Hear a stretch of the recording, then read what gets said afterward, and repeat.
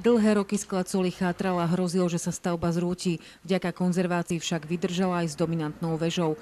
Pri obnove pamiatky sa museli robotníci k múrom doslova presekať bujnou vegetáciou. Po terénnych úpravách už začali so stavebnými prácami na rekonštrukcii. Tak je projektovaná, aby bola čo najautentickejšia.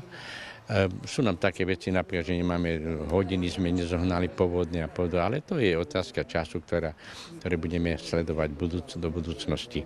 Oprava múrov podľa stavebníka nebude takým problémom ako drevená strecha a jej univerzálny krov. Je to stavba osobitná, ktorá sa vyznačuje tým, ako najväčší rozpon strechy má v celej Európe. Teraz intenzívne pracujeme na dodávke reziva, lebo toho je tu veľa.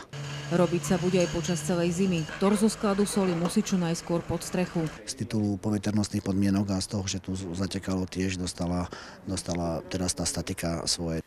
Pamiatka patrí štátu a jej správcom je Slovenské technické múzeum. Na opravu získal rezort kultúry z európskych fondov 2,5 milióna eur. Do roka by už z ruiny mala byť už takáto multifunkčná stavba. Nové priestory podľa riaditeľa múzea naplní opäť soľ a história jej ťažby. Ale čas bude vyhradená pre tunajšie čipkárstvo a využívať ju bude aj mesto i región pre kultúrne a spoločenské aktivity.